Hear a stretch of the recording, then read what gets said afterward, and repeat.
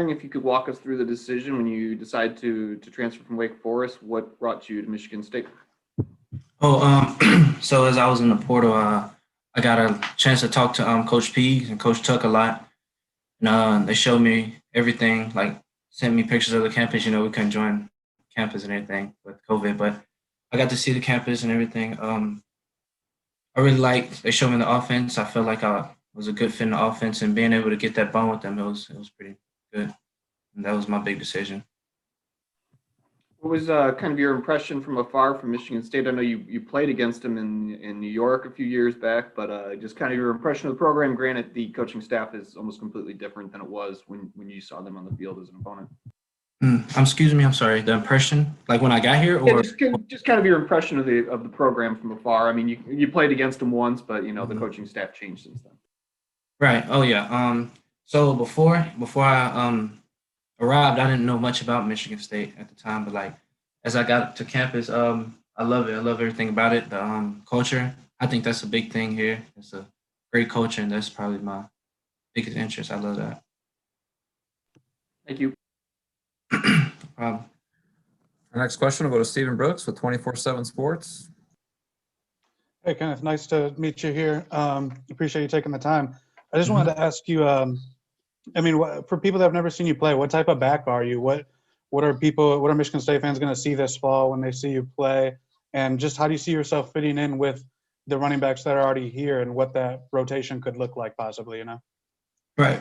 So for the last question, the running backs, I think it's great.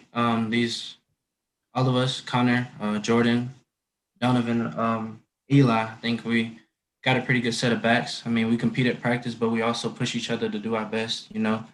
I make a mistake, they critique me, and vice versa to make sure we get better.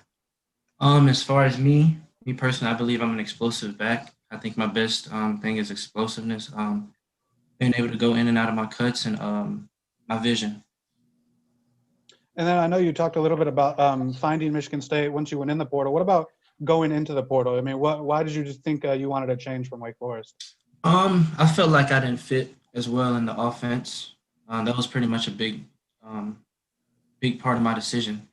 The offense, I felt like I wasn't a big fit there. So that was What type of things did you see in Michigan State's then that you liked? um, it's more like a pro style. Even now we are able to watch film on like the league, and like everything we do now, I can see like watch film on the league, and like they're doing exactly the same. So that's pretty interesting to me. Okay, thank you, man. No problem. Our next question will go to Rainer Saban with the Detroit Free Press. Hi, how's it going? The running game obviously struggled quite a bit last year for Michigan State. When the coaching staff is recruiting you, did they sell you on the fact that you could be possibly a difference maker? Yes, sir. Yeah. They believe that can make an impact on the team, and that was pretty much a big deal. Can you elaborate on that? Like, what aspects were they kind of most intrigued about you that they thought that you could bring to the table for Michigan State? Pretty much how I explained earlier about me personally. My explosiveness, vision, talk about my skill set, being able to catch out the backfield. I know we didn't do that much at Wake, but Thanks. no problem. Our next question will go to Audrey Dahlgren with WLNS. Hi, Kenneth. Welcome to East Lansing. We're not new, but welcome to East Lansing. Right. Going back off of the vision aspect, I could see maybe Mel Tucker or some of the coaches, maybe their like eyes lighting up or their ears liking you, like saying that vision and explosiveness. So can you let us in on some of those conversations of maybe what they had to say about that you as a running back when you describe that to them? Or I'm sorry. What did you say? What was the last part? can you describe, I guess, in terms of just your vision and explosiveness, how maybe Tucker and the rest of the staff perceive that if you described yourself as that way to them? Because I could see Mel, kind of maybe liking that you have a vision because he's a pretty visionary guy. Right. As in, they will show me some film. We go over film and we'll see like holes, like I guess that was missed in the game or whatever like that, and like they felt like I could like make plays, like I could do something different than other backs. Okay, thank you. No problem. We have time for a couple more. We'll go back to Matt Wenzel with M Live. Hey, Kenneth, I was wondering, were you able to, I know obviously the recruiting dead period, but were you able to get a look at campus, or did you see Michigan State for the first time when you arrived in January to enroll?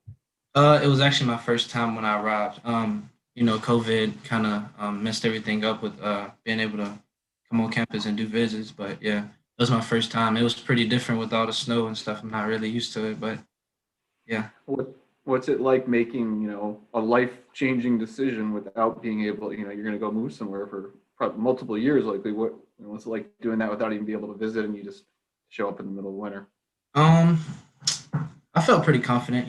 That's how they made me feel real confident when I talked to him on the phone and everything. I got to see little bits and pieces, but like I felt pretty comfortable being able to make that decision without even coming to campus physically, being able to see it. You talked about your explosiveness. I think it was 13 touchdowns you had last season. Yes, sir. 13. 17 the last 2 years. But for Michigan State, they had 0 touchdowns from their running backs last year. Now, how much do you think you bring something to the table that they were lacking, kind of in that sense, the ability to get to the end zone? What was the last part? I'm sorry. How much do you think you bring something to the table and the ability to get to the end zone, which wasn't the case for them last year? Oh, I think I bring pretty quite a bit. I think I bring a lot. Yeah, I think I bring a lot. Thanks, Ken. No problem. Our final question will go to Stephen Brooks, 24/7 Sports. Hey, Kenneth, I wanted to ask you, your goals for this season, your goals for coming here to Michigan State. Well, me personally, I want to be able to make an impact and contribute to the team. Being able to get to know the guys. We've created a bond. I know we've been working hard on the off season. A big goal of mine and pretty much everybody else on the team, we want to get a conference championship and go all the way. Make it to the playoffs. And then I asked Drew this too, because I'm curious about you guys as transfers. Coach Tucker has talked a lot about still setting his culture, obviously only in year 2, and the first year was disrupted by quite a few things, As a guy who's older coming into that program where he's trying to change things, as a guy who's been a part of another culture, just how do you sort of view your role of helping him get what he wants on the ground here when it's all still very new, if that makes sense? Right. A big thing, I believe, just being accountable. That's a big word we use here, being accountable, being able to be trustworthy, and able to trust each other as a team and be able to have the coaches trust me with everything. That's on and off the field, Be able to do the right thing, but yeah, that's probably it. All right. Thank you, man. No problem. Thank you. All right, that's all the questions we have.